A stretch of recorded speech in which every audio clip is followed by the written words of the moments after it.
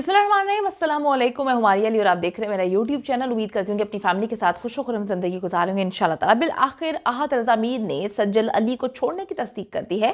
सज्जल अपनी और आहत की पुरानी यादों को दोहराती रही, जबकि आहत ने अपना असली चेहरा दिखा दिया। आहत का सज्जल की ज़िंदगी में इतने जतन करके बेपनाह कोशिशों के बाद आना और फिर सिर्फ 2 साल के अंदर ही सज्जल को दूध में से मक्खी की तरह निकाल देना लोगों की समझ से बालातर है। वीडियो को आखिर तक जरूर देखिएगा ताकि आपको पता चल सके कि जो लोग सज्जल को बार बार कसूरवार ठहरा रहे हैं कि जी इसने अपनी तरक्की के लिए या अपनी फिल्मों के लिए सब कुछ किया, उनको आज की वीडियो में पता चलेगा कि सज्जल अपने रिश्ते को जोड़ने के लिए किस हद तक कोशिश कर रही है और किस तरह से आहत रज़ा मीर ने ये सब कुछ किया और उसे करते हुए ज़रा बराबर भी जो है वो अजीब नहीं लगा। तो अगर आपको लगता है कि आपको मेरा YouTube चैनल सब्सक्राइब करना चाहिए तो वो भी ज़रूर करें ताकि जितनी वीडियोस आप लोगों के लिए बनाई जाती हैं आपको बर वक्त मिलती रहें। लोग ये पूछते हैं कि सज्जल के साथ आजकल आहत क्यों नहीं नजर आते, ना प्रीमियर पे नजर आए ना कहीं पे नजर आए, तो उस पर आप क्या कहेंगे? Ahad is at work. He's not in Pakistan, so that is why he's not here. Ahad, come here. No. We just wanted to know how was your what was your New Year's resolution? Mine, I don't have one. I think you should live every day like it's New Year's, right? That's the way to do it. तो जनाब आहत रज़ा मीर ने बिल्कुल भी लगी लिपटी रखे बिना अपने और सज्जल अली के रिश्ते का सच बता दिया है। उसका कहना है कि मेरा नया साल जो है वो पिछले ही सालों की तरह बड़ा ही ज़बरदस्त रहा।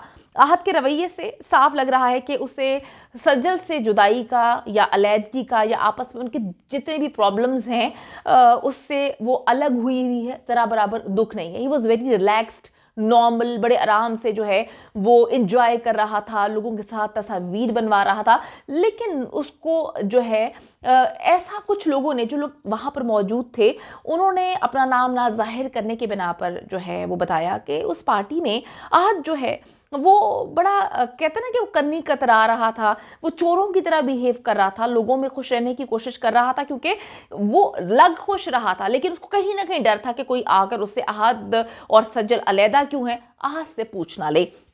दूसरी तरफ अगर हम सज्जल की बात करें तो सज्जल जो है वो अपने रिश्ते को बचाने के लिए बहुत ही हाथ पांव मार रही है और बज़ाहिर ऐसा दिख रहा है कि सज्जल जो है वो आहत को इनडायरेक्टली मैसेजेस पहुंचाने की कोशिश कर रही है, भिजवा रही है, बताने की कोशिश कर रही है कि उन दोनों के दरमियान कितनी मोहब्बत थी और किस मोहब्बत से, किस जुनून से, किस तरीके से आहत ने पागलों की तरह जो है उसके पीछे पड़कर उसको प्रपोज किया। और वो नहीं चाहता था कि सज्जल जो है वो उसको ज़रा बराबर टाइम दे, सज्जल अपना माइंड चेंज करे।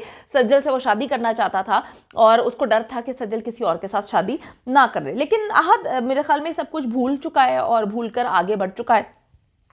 जिस तरह से भी न्यू ईयर की एक पार्टी कंडक्ट की गई, इसमें आहत जो है वो अपने वालिदैन के साथ आता है और वहाँ पर जो है पाकिस्तान शोबिस इंडस्ट्री के बहुत सारे सितारे मौजूद होते हैं।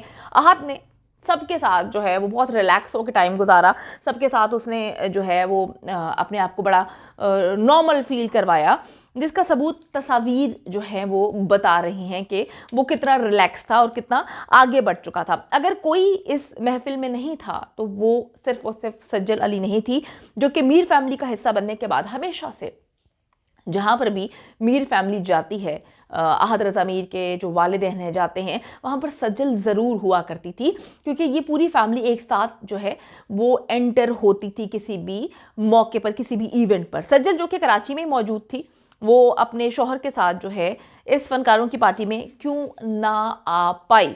कुछ रोज़ पहले जी जब सज्जल अली से पूछा गया कि आहत रज़ा मीर जो है आपका शौहर आपके साथ नज़र क्यों नहीं आ रहा, तो उसने झूठ बोलकर अपने रिश्ते की लाज रखने की कोशिश की। मैं हमेशा ये बात बोलती हूँ कि औरत, सारे मर्द गलत नहीं होते, सारे मर्द जो है दिलों पे अपने ना लें।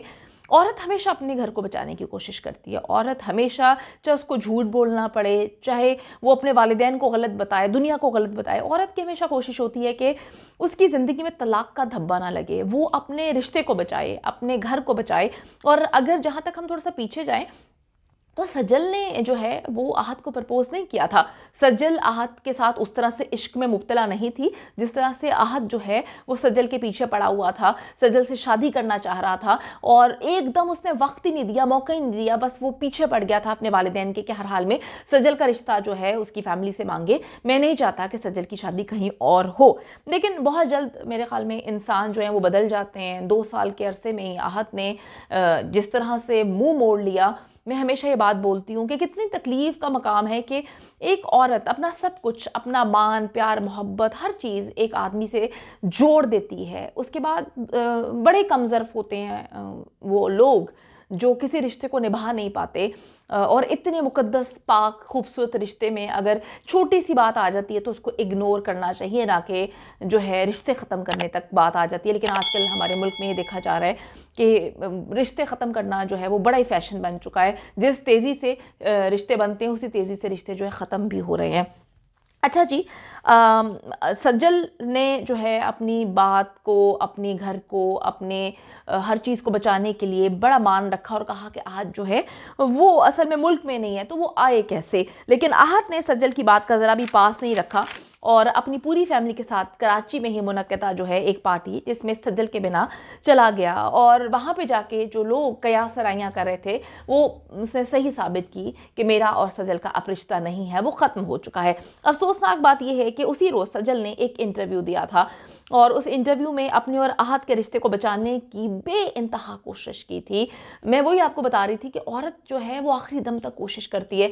शायद लोगों के लिए, मर्दों के लिए, कुछ मर्दों के लिए ये बात भुलाना बड़ा आसान हो जाता है कि कितना क्लोज रिश्ता होता है। हम इस ऐसी फेक दुनिया में जहाँ पे आपको सारे रिश्ते असल मुखलिस नहीं मिलते, उसमें अगर हम एक ऐसा हमसफ़र जो हमसे बहुत प्यार करता हो हम उसे खो दें तो वो जिसे आप खो रहे हैं, ठीक है, उसका घाटा नहीं होता। जो खो रहा होता है, जो जान के रिश्ता ख़राब कर रहा होता है, उसका ही घाटा होता है।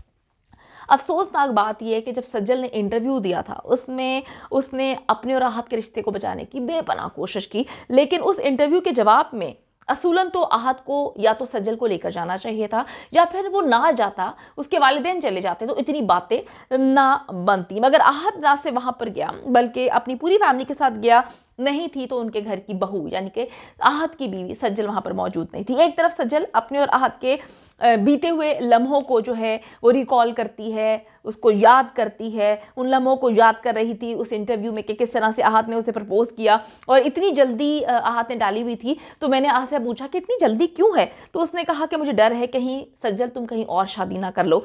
अपनी मंगनी और अपनी शादी की तफसीलात सज्जल ने बताई और शादी से पहले जो है सज्जल ने कहा कि हर इंटरव्यू में आहत मेरे बारे में तस्करा करता था लेकिन अब सिर्फ मैं ही आहत के बारे में जिक्र कर रही हूँ और जिक्र करती और तस्करा करती भी नज़र आती हूँ।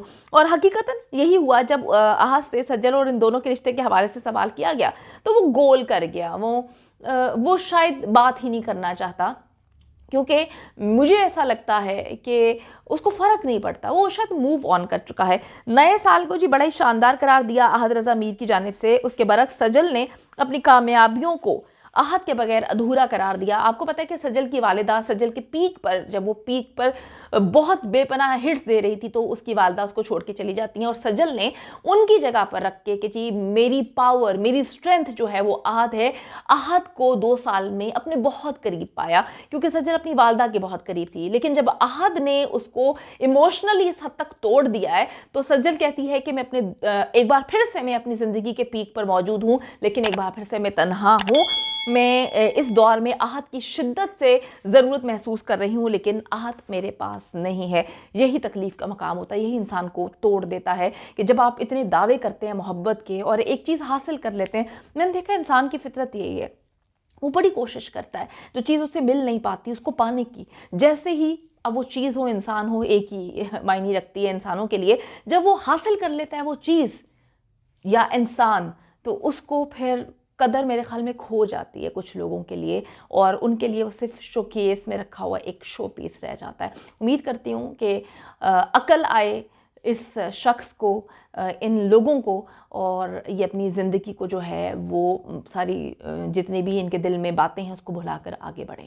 उम्मीद करती हूँ कि वीडियो पसंद आई है। कमेंट सेक्शन में जाके जल्दी से अपनी राय का इजहार करें, वीडियो को ज्यादा से ज्यादा शेयर करें, मेरे चैनल को सब्सक्राइब करें। और पाकिस्तान एक खूबसूरत मुल्क है, उस खूबसूरत मुल्क के हवाले से मैंने एक चैनल बनाया है, उसको पिन कर दिया है, लिव लाइक मारिया। जल्दी से जाके उसको भी सब्सक्राइब कर लें।